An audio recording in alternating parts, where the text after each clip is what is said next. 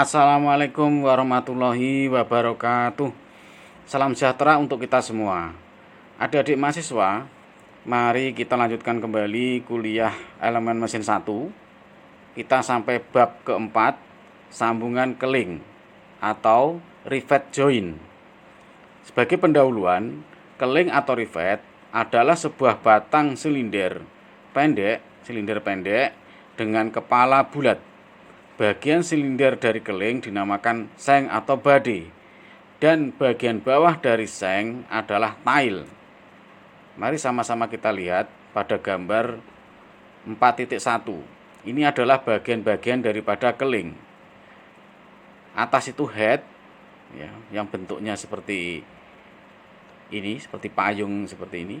Kemudian yang bagian silinder tadi itu adalah seng atau body. Kemudian yang bagian ujung yaitu tail yang berbentuk kerucut. Kemudian keling digunakan untuk membuat pengikat permanen.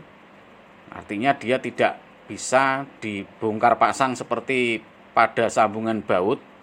Yaitu murnya bisa dicopot dan dipasang kembali. Kalau keling ini adalah sebuah pengikat atau sambungan permanen antara plat-plat seperti dalam pekerjaan struktur. Ya, struktur apa saja bangun, ya, sambungan-sambungan kerangka-kerangka struktur, ya, kemudian jembatan, ya, dinding tangki dan dinding ketel. Sambungan keling secara luas digunakan untuk sambungan logam ringan. Metode pengelingan. Fungsi keling dalam sebuah sambungan adalah untuk membuat sebuah ikatan yang kuat dan ketat. Kekuatan biasanya untuk mencegah kegagalan dari sambungan, artinya tidak ada kerusakan-kerusakan dari sambungan, baik itu keling maupun plat. Kemudian keketatan di sini biasanya agar kuat dan mencegah terjadinya kebocoran, seperti pada ketel, pada tangki dan lain-lain. Nah, di sini pada gambar ini, ya, berarti kedua ini metode pengelingan. Nah, ini sama-sama diperhatikan. Ada dua buah plat atas dan bawah di sini, ya. Di sini lubang kelingnya yang luarnya ini lebih besar sedikit daripada kelingnya yang tengah ini. Kemudian yang ini tuh kepala yang original, ya. Original artinya dia sudah dibentuk, tidak dirubah-rubah lagi. Bagian bawah ini ada sebuah batang, ya, sebuah batang yang akan menahan kepala ini atau head ini, ya, nahan ke atas. Kemudian ini ujung yang kerucut namanya tail, ini bade atau sengnya. Kemudian di sini dice, ya, dai atau dice, seperti palu pemukul, ya. Sehingga nantinya tail di sini akan berbentuk, ya, seperti kepala ini, kepala keling, ya. Jadi mirip dengan yang bagian yang original bawah ini. Selanjutnya, ya, ini silakan mahasiswa membaca sendiri, ya, keterangan-keterangannya ini. Nah, dalam pengelingan mesin, dai adalah bagian dari palu yang dioperasikan dengan tekanan udara. Jadi dai tadi itu dioperasikan dengan tekanan udara atau pneumatik, bisa juga hidrolik. Nah, nanti kita visualisasi dalam bentuk video, ya, selesai materi keling ini. Catatan yang pertama, ukuran keling baja sampai diameter 12 mili, ya, 12 mm, proses keling dingin bisa digunakan. Artinya, ya, tailnya atau ujung dari keling itu untuk dibentuk menjadi kepala keling itu tidak perlu dipanasi lagi. Ya, tidak perlu dipanasi. Jika diameternya itu, ya, kurang dari atau paling besar itu diameternya 12 mili. Tapi kalau lebih, maka dia menggunakan proses pengelingan panas. Artinya tailnya itu dipanasi, ya, dipanasi supaya mudah dibentuk, ya. Tidak perlu dice dengan gaya yang sangat besar. Nah, dalam kasus keling yang panjang, hanya tail yang dipanaskan dan bukan seng yang dipanaskan. Itu kalau kelingnya itu panjang, maka jangan sampai seng atau badenya itu bersama tailnya itu sama-sama dipanasi karena nanti dia bisa mengalami deformasi ya. Yang perlu deformasi itu hanya tile saja, itu kalau kelingnya itu panjang. Kemudian materai keling ya, materai keling itu harus tangguh dan ulet. Keling biasanya dibuat dari baja karbon rendah atau baja nikel, kuningan, aluminium atau tembaga. Nah, yang sering kita lihat ini adalah aluminium. Itu banyak dipakai untuk menyambung kerangka-kerangka atau struktur aluminium pada etalase, pada kusen pintu aluminium, ya, pada jendela aluminium. Nah, tetapi ketika kekuatan dan ketahanan terhadap kebocoran adalah pertimbangan yang utama, maka keling baja yang digunakan. Nah, itu kalau mempertimbangkan kebocoran ya, itu harus pakai keling baja karena dia perlu kuat. Nah, kemudian menurut standar India ya, material sebuah keling harus mempunyai kekuatan tarik lebih besar dari 40 Newton per milimeter persegi, artinya 40 megapascal. Nah, itu kekuatan tariknya ya lebih besar daripada 40 megapascal, dan perpanjangannya lebih besar daripada 26%, artinya pertambahan panjang itu delta L ya per L-nya panjang mula-mula itu ya itu bisa lebih besar daripada 0,26 atau 26%. Nah, ketika keling itu panas harus lurus tanpa retak untuk diameter 2,5 kali diameter seng. Nah, keling dibuat dengan cold heating atau hot forging. Nah, ini pada mata kuliah proses produksi ya, mahasiswa akan diajari secara khusus mengenai proses forging. Kemudian tipe kepala keling. Nah, ini ada kepala keling secara umum yang diameternya 12 mili, diameternya 12 sampai 48 ya, dan kepala keling untuk ketel. Nah, ini dapat dilihat pada gambar ini. Nah, ini tipe dari kepala keling ya. Modelnya ada yang seperti payung, ada yang berbentuk segi 4. Nah, ini ada macam-macam, ada yang segitiga ya, ada yang kerucut. Nah, dan banyak sekali ya. Nah, ini khusus kepala keling untuk ketel ya. Nah, kemudian tipe sambungan keling. Ada 2 tipe sambungan keling tergantung pada plat yang disambung. Ada lap join, ini sambungan 2 lapis. Sambungan yang mana 2 plat disambung bersama-sama. Nah, contohnya seperti ini. Ini lap join yang tunggal. Ya, di sini plat atas dengan plat bawah disambung oleh keling. Ini tampak depan, tampak atasnya seperti ini. Ini satu deret. Nah, satu deret itu single riveted lap join ya. Jadi 2 plat disambung secara langsung, ini namanya lap join. Nah, jarak antara keling, pusat keling di sini, lubang keling ini, jarak pusatnya itu pitch atau P di sini, kisar ya. Nah, kemudian jarak tepi plat dengan tepi plat yang paling pinggir di sini dengan pusat lubang keling itu M, margin ya. Kemudian antara di sini dua buah plat disambung oleh 2 buah keling, ada 2 deret ya, yang mana jika ditampak pada bagian atasnya seperti ini, deret pertama, deret kedua, makanya di sini double riveted lap join. Nah, jarak kisar antara deret satu dengan deret berikutnya ini PB, artinya pitch lebar ya. Kemudian ada juga zigzag seperti ini, ada 2 deret double riveted juga tapi zigzag. Nah, jarak kisar yang diagonal seperti ini namanya pitch diagonal. Jadi kisar diagonal miring ini. Kemudian lap join berikutnya ada yang 3 seperti ini namanya chain riveting. Jadi ada 3 deret. Kemudian ada juga 3 deret tapi zigzag. Kemudian butt join ya. Butt join di sini sambungan yang mana plat utama ditutup oleh 2 plat lain. plat penutup dikeling bersama-sama dengan plat utama. Nah, contohnya seperti ini. Ini butt joint. Di sini ada plat utama yang tengah, ini plat kanan disambung dengan plat kiri, ini plat utamanya. Kemudian ini tebalnya T. Nah, plat yang atas ini dan plat yang bawah yang di akhir ini adalah plat penutup. Plat penutup atas itu T1 tebalnya, plat penutup bawah atau plat penutup yang kedua itu tebalnya T2. Nah, ini single ya, single karena apa? Karena satu plat yang utama ini disambung satu mengalami pelubangan lubang keling di sini hanya satu deret. Yang sebelah kanan juga satu deret.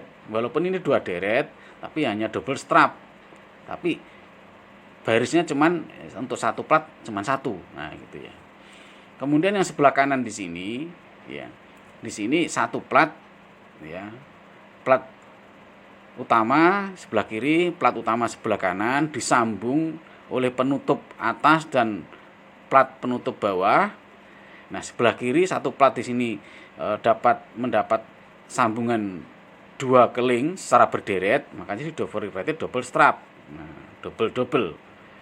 Nah, jarak kisarnya antara deret satu dengan deret berikutnya itu PB. PB itu pitch lebar. Ada juga yang double tapi di sini zigzag. Double zigzag. Nah, pitch-nya itu ya jarak ini.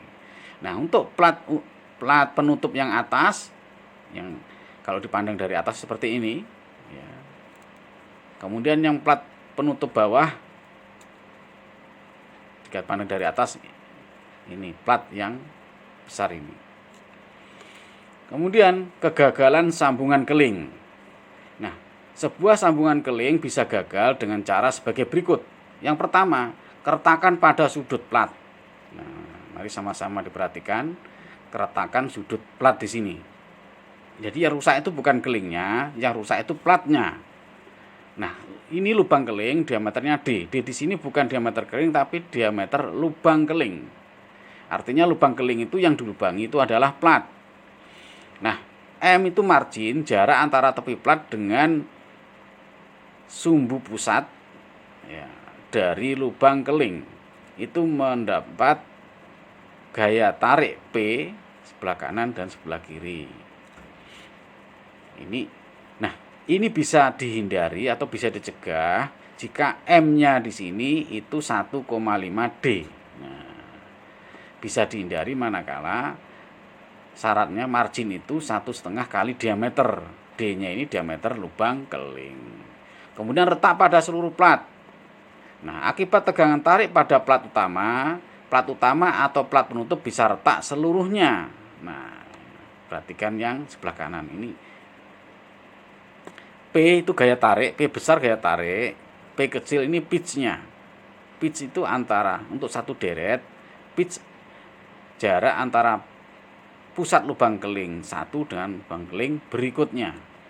Nah, diameternya itu D, maka jarak luar di sini yang platnya di sini yang retak ini itu P min D, panjangnya P min D. Ya.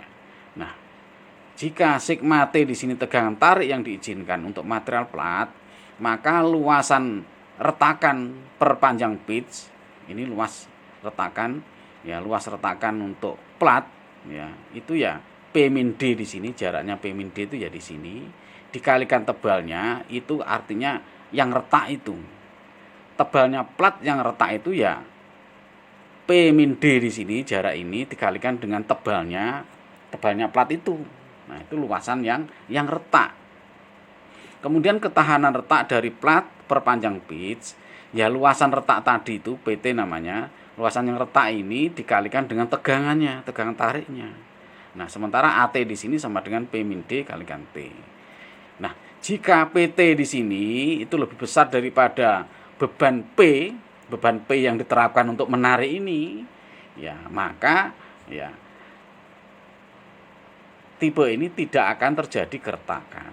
Jadi tidak akan terjadi retak kalau PT-nya ini lebih besar daripada P atau gaya eksternal untuk menarik plat sambungan tadi. Kemudian pergeseran keling. Nah, jadi terjadi pergeseran keling seperti ini. Plat atas ini berarti sambungan lap join. Plat atas dan plat bawah disambung dengan keling, ditarik. Nah, seperti ini. Terjadi geseran. Nah, kemudian kalau dia di sini ini butt join karena di sini ada plat penutupnya ya. Nah, plat yang disambung kiri dan kanan ini ada gaya P di sini. Nah, ini platnya di sini mengalami geseran. Nah, plat yang dihubungkan dengan keling yang mengalami tegangan tarik pada keling, dan jika keling tidak sanggup menahan tegangan, maka keling akan bergeser. Jadi di sini terjadi tarikan platnya dan kelingnya mengalami pergeseran.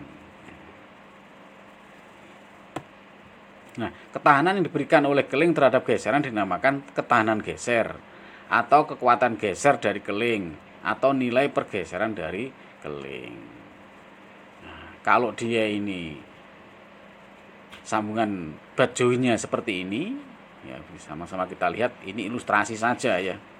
Nah, ini pergeseran pada bagian atas dan bawah dari keling ya pada plat utama. Nah, jika ini adalah tegangan geser yang diizinkan ya untuk matra keling, sedangkan N di sini adalah jumlah keling perpanjang pitch. Ini jumlah kelingnya, artinya dalam satu deret ini, satu deret ke atas ini ada berapa keling ini. Nah, gitu. Ini N jadi jumlah keling. Nah, kita mengetahui luas pergeseran AS sama dengan pi per 4 kalikan D kuadrat. Ini luas untuk satu keling. Kalau dia ini double berarti 2 dikalikan pi per 4 kali D kuadrat. Nah, kalau kelingnya ini pada ketel, nah ini rumusnya. Ini tadi rumus empiris ya. Kemudian jadi ketahanan pergeseran yang dibutuhkan dari keling perpanjang pitch. Nah, itu PS-nya ini, ketahanan gesernya ini sama dengan N dikalikan pi per 4 D kuadrat kalikan to. Itu untuk geser tunggal. Misalkan satu deret itu ada 4 keling, maka N-nya itu 4, tapi satu deret. Kalau dia double, ya 2 deret. Nah, per deretnya itu ada 4, maka N-nya di sini 4 kalikan 2 karena 2 ini ya jadi totalnya ya ada 8 kan gitu. Nah, kalau ketel ini aturannya sendiri. Nah, jika PS di sini itu lebih besar daripada beban yang diterapkan atau gaya eksternal P atau gaya tarik P, ini perpanjang pitch, maka tipe ini aman gitu ya. Artinya tidak terjadi kegagalan atau kerusakan. Kemudian kegagalan yang keempat itu perubahan bentuk atau crashing pada plat atau keling. Jadi yang rusak itu bisa platnya, bisa kelingnya. Nah, kadang-kadang kenyataannya keling tidak mengalami geseran di bawah tegangan tarik. Jadi dia ini bisa aman, ya tidak terjadi geseran walaupun ditarik begitu ya. Tetapi ya bisa rusak atau berubah bentuk. Akibat ini lubang keling menjadi berbentuk oval dan sambungan menjadi longgar. Kerusakan keling yang demikian juga dinamakan sebagai kerusakan bantalan. Nah, ketahanan yang diberikan oleh keling terhadap perubahan bentuk dinamakan ketahanan perubahan bentuk atau kekuatan perubahan bentuk atau nilai perubahan bentuk. Contohnya ini. Ketika plat satu dan plat yang lain disambung oleh keling kemudian mendapat gaya tarik dan ternyata itu tidak terjadi kerusakan geser, platnya juga tidak terjadi retak sudut, tidak terjadi retak keseluruhan ya. Retak yang transversal seperti ini ya, pada sumbu yang vertikal ini tidak terjadi, tapi dia kelingnya tersendiri berubah bentuk atau platnya sendiri itu longgar seperti ini. Nah, ini dinamakan keretakan ya, perubahan bentuk ya. Perubahan bentuk pada plat atau keling namanya perubahan bentuk atau crashing ya. Nah, itu. Kemudian jika D ini diameter lubang keling, T-nya ketebalan plat ya, T-nya tebalan plat. Kemudian sigma C di sini tegangan krasing yang diizinkan untuk material keling. Ini dari uji tekan ya. Nah, keling atau plat ya. Nah, N ini jumlah keling per panjang pit akibat krasing. Jadi jumlah keling satu deret itu berapa gitu ya. Nah, luas krasing per keling, ini luas krasingnya itu diameter kalikan tebal. Kemudian total luas krasingnya ya otomatis N, berapa banyaknya keling itu, dikalikan diameter lubang keling dikalikan dengan T, artinya tebal plat. Nah, ketahanan krasingnya ya, itu PC sama dengan N kali D kali T kali sigma C. Nah, ketika PC di sini itu lebih besar daripada beban yang diterapkan, yaitu P untuk menarik itu, ya, artinya plat itu ditarik dengan gaya 400 Newton, ya, ternyata PC-nya sendiri itu dari hasil perhitungan ini ya berdasarkan kekuatan material, berdasarkan dimensi dan sebagainya, berdasarkan jumlah keling, ya, dimensi keling, dimensi plat dan sebagainya, PC-nya ini ketemu 500 Newton, maka ya sambungan itu aman gitu ya. Artinya tidak akan terjadi kegagalan atau kerusakan. Catatan ya, jumlah keling karena geser akan sama dengan jumlah keling karena krasing. Jadi jumlah keling karena geser ya, itu nanti akan sama dengan jumlah keling karena krasing. Jumlah kelingnya itu. Ini catatan khusus kasus ini, N-nya itu loh. Ya, artinya sama-sama mengalami kelonggaran-kelonggaran ya, karena krasing ini kelonggaran juga mengalami karena ada geser-geseran, itu sama jumlah kelingnya. Nah, demikian materi ini ya. Nah, untuk pertemuan selanjutnya kita bahas kekuatan dan efisiensi sambungan keling. Demikian, semoga bermanfaat. Selamat belajar. Wassalamualaikum warahmatullahi wabarakatuh.